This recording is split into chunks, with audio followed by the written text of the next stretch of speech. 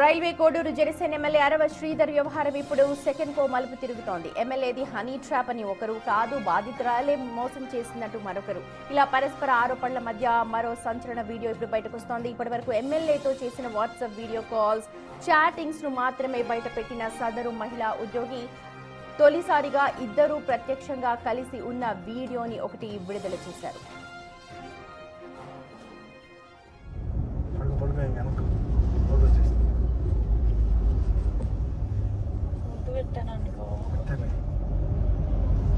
చూడండి సదా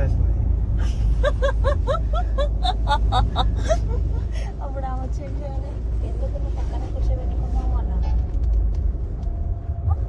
సతాయిస్తుంది అందుకే పక్కన కూర్చోబెట్టుకున్నావు. కొరికడంగా తప్పే లేదు. తగ్గినాయా? ఏం తగ్గింది? తగ్గిన అంటే ఉంది కానీ ఏం చేయాలి తప్పదు. ఇంటికి బాగుంది. నేను డ్రైవ్ చేస్తా అని చెప్పినా కదా. రేపు కోసం నీలో చాలా స్పాంటైనిటీ ఉంది. పంచులేస్తున్నావు నువ్వు మనుషుల మీద.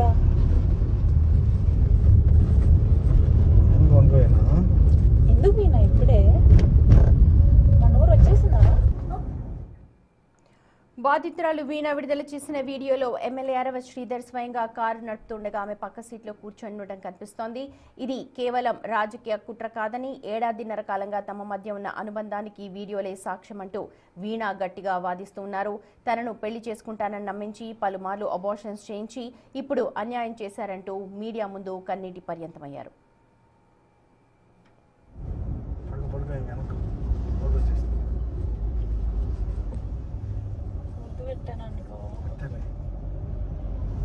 చూడండి సదా అప్పుడు ఆమె వచ్చేది ఎందుకు నువ్వు పక్కన కూర్చోబెట్టుకున్నావు అన్నాను. సతాయిస్తుంది అందుకే పక్కన కూర్చోబెట్టుకున్నావు. కొరికడంగా తప్పే లేదు. తగ్గినాయా? ఏం తగ్గింది? తగ్గిన అంటే ఉంది కానీ ఏం చేయాలి తప్పదు. ఇంటికి బాగుంది. నేను డ్రైవ్ చేస్తా అని చెప్పినా కదా. రేపు కోసం నీలో చాలా స్పాంటైనిటీ ఉంది. పంచులేస్తున్నావు నువ్వు మనుషుల మీద.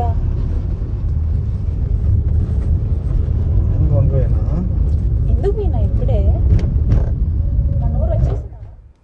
మరోవైపు ఈ వ్యవహారం ఇప్పుడు జాతీయ స్థాయికి చేరుకుంది. ఎన్హెచ్ఆర్సీ జోక్యంతో కడప జిల్లా పోలీసులు ఎమ్మెల్యే శ్రీధర్ పై వివిధ సెక్షన్స్ కింద కేసులు నమోదు చేశారు. అటు జనసేన అధిష్టానం కూడా ఈ విషయాన్ని చాలా సీరియస్ గా తీసుకుంది. పవన్ కళ్యాణ్ ఆదేశాల మేరకు విచారణ కమిటీ ఇప్పటికే రైల్వే కోడూరులో పర్యటించి ఎమ్మెల్యే నుంచి వివరణ కూడా తీసుకుంది. తప్పు చేస్తే ఎవరిని ఉపేక్షించేది లేదు అని పార్టీ సంకేతాలు ఇప్పటికే ఇచ్చింది. సో ఈ వీడియో లీక్స్ శ్రీధర్ ను మరింత ఇరకాటంలో నెట్టేలా కనిపిస్తున్నాయి. మరి విచారణ కమిటీ నివేదిక తరువాత అధినేత పవన్ కళ్యాణ్ ఎలాంటి నిర్ణయం తీసుకుంటారో వేచి చూడాలి. రైట్, మా ప్రతినిధి శివ ఉన్నారు అప్డేట్స్ అందించడానికి. శివ, రోజుకొక వీడియో విడుదల చేస్తూ ఉన్నారు. ఇప్పుడు మరొక వీడియో హల్చల్ గా మారుతోంది. ఇప్పటికే ఎన్హెచ్ఆర్సీని ఆశ్రయించింది బాధితురాలు వీణ. ఇప్పుడు ఈ వీడియోతో ఇంకా చాలా సీరియస్ గా ఏ వ్యవహారం కనిపిస్తోంది? అసలు ఏం జరుగుతోంది ఒకసారి చెప్పండి. సుమతి, గత 10 రోజులుగా రాష్ట్ర రాజకీయాల్లో సంచలనంగా మారిన రైల్వే కోర్టు ఎమ్మెల్యే వ్యవహారం ఇప్పుడు మరింత ముదిరింది. ఇప్పటి వరకు గత 10 రోజులుగా మహిళ ఎమ్మెల్యేతో ఉన్నటువంటి వీడియో చాటింగ్ మాత్రమే విడుదల చేస్తూ వచ్చారు. వీటికి సంబంధించి తన దగ్గర అన్న ఆధారాలు చూపిస్తూ వచ్చారు. వీటికి సంబంధించి కూడా మొదటి నుంచి జనసేన కావచ్చు, లేదంటే ఎమ్మెల్యే అరవసరి కావచ్చు, వాటిని కొట్టి పారేస్తూ వచ్చారు.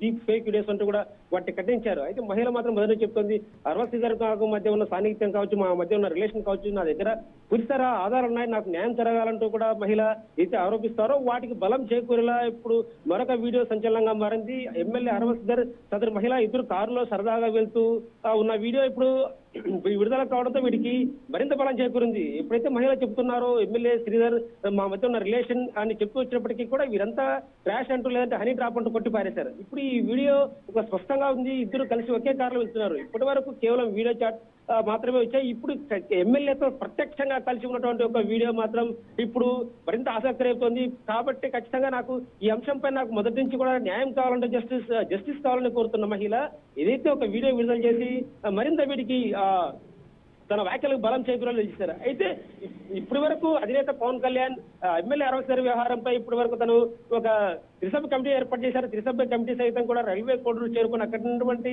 అరవై దాదాపు ఒకరోజు 2 పర్యాలు విచారించింది. తన దగ్గర ఉన్న ఆధారాలంటే కూడా సమర్పించాలని కోరింది. అయితే ఎమ్మెల్యే సైతం తన దగ్గర ఉన్నటువంటి మహిళతో ఉన్నటువంటి చాటింగ్లు కావచ్చు, లేదంటే ఇతర ఆధారాలు కావచ్చు. అయితే శివ ఇప్పటికే ఎన్హెచ్ఆర్సీని ఆశ్రయించింది వీణ, అలాగే విమెన్ కమిషన్ కి కూడా అప్లై చేస్తాను, వాళ్ళని కూడా ఆశ్రయిస్తాను అని చెప్పి నిన్న మీడియాతో మాట్లాడుతూ ఆమె మాట్లాడారు.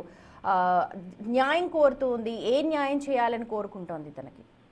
మహిళ ఎందుకంటే తనకు న్యాయం కావాలంటూ కూడా ఆమె మొదటి నుంచి ఒకటే నిదానం తీసుకుంది, నాకు న్యాయం కావాలి. అయితే మొదట ఇదైతే నన్ను పెళ్లి చేసుకుంటా నమ్మించి 5 సార్లు అబార్షన్ చేయించి తర్వాత ఇప్పుడు తను దూరం పెట్టిన కారణంగా ఖచ్చితంగా తనకు శిక్ష పడాలి, నాకు న్యాయం కావాలని కోరుతున్నారు. అయితే ఇది ఎలాంటి న్యాయం అనేది ఇప్పుడు కొత్త సంచలనంగా మారింది. ఆమె ఇక్కడే మొదట స్థానిక పోలీసు ఆశ్రయించేప్పటికీ తన ఫిర్యాదును తీసుకోలేని మొదట ఆరోపించారు. ఆ తర్వాత జాతీయ మానవ హక్కులు ఆశ్రయించారు. జాతీయ మానవ హక్కుల కమిషన్ సైతం మహిళకు న్యాయం చేయాలని డైరెక్ట్ గా ఏపీ డీజీపీకి వాటికి ఫార్వర్డ్ చేశారు. సో ఈ నేపథ్యంలో వెంటనే రాష్ట్ర పోలీస్ శాఖ సైతం స్పందించి ఎమ్మెల్యే అరవై ఇప్పటికే కేసు నమోదైంది. సో ఈ నేపథ్యంలో మహిళా ఫిర్యాదు మేరకు ఎమ్మెల్యేపై ఎలాంటి చర్యలు తీసుకుంటారు, ఎమ్మెల్యేని ఎప్పుడు విచారణకు పిలిపిస్తారు, లేదంటే ఎప్పుడు నోటీసులు ఇస్తారు, ఈ అంశంపై ఎప్పుడు తెరపడదు అనేది కూడా వస్తుంది. అయితే శివ తనకి న్యాయం చేయాలి అని అంటోంది, శిక్ష పడాలంటే. ఒకవేళ అరవ శ్రీధర్ కనుక పెళ్లి చేసుకుంటానికి ఓకే అంటే తను సిద్ధంగా ఉందా? కేసుని వాపస్ ఏమైనా తీసుకుంటుందా? ఇప్పటి వరకు అయితే నిన్న ప్రెస్ మీట్ లో చెప్పిన అంశం అయితే నాకు అరవైతో పెళ్లి అవసరం లేదు, బట్ నాకు అన్యాయం మోసం చేశాడు కాబట్టి తన శిక్ష పడాలని ఒకటే కోరుకుంటోంది. నన్ను మోసం చేసిన తర్వాత నాకు అవసరం లేదు. అయితే తనకు ఇలాంటి ఘటన ఇంకో మహిళకు జరగకూడదు కాబట్టి అరవై శిక్ష పడాలనేది కూడా మహిళ కోరుతూ వస్తోంది. ఇలాంటి ఎమ్మెల్యే అసలు చట్టసభలో ఉండకూడదు, ఖచ్చితంగా వీరికి శిక్ష పడాలి. ఎందుకంటే ఒక మహిళను నన్ను నమ్మించాడు, మొదట ఫోర్స్ చేశాడు, ఆ తర్వాత నమ్మించాడు. ఒక మహిళగా నేను ఒంటరి మహిళ కాబట్టి నమ్మాను. సో తనతో దాదాపు 7 నెలల పాటు ట్రావెల్ చేశాను. సో ఈ నేపథ్యంలో సడన్ గా నన్ను కొంచెం దూరం పెడుతూ వచ్చాడు. సో ఈ నేపథ్యంలో ఎమ్మెల్యేపై చర్యలు తీసుకోవాలి, ఎమ్మెల్యేపై అర్హత వేటు వేయాలంటూ కూడా మహిళ డిమాండ్ చేస్తుంది. సో ఈ నేపథ్యంలో ఆమె మహిళ జాతీయ మానవ ఫిర్యాదు చేయడం తర్వాత స్థానిక పోలీసులకు ఫిర్యాదు చేయడం, వెంటనే ఎమ్మెల్యేపై విచారణ చేపట్టడం, ఎమ్మెల్యేపై ఒకవైపు విచారణ ముగిసి అధినేతకు సైతం ఇప్పటికే నివేదిక సమర్పించారు. సో ఈ నేపథ్యంలో జనసేన నాయకులపై చాలా ఆరోపణలు వస్తూ ఉన్నాయి, ఇలాంటి వ్యవహారాలు చాలా వెలుగులోకి వస్తూ ఉన్నాయి. ఇప్పుడు జనసేన అధినేత కూడా చాలా సీరియస్ అవుతూ ఉన్నారు.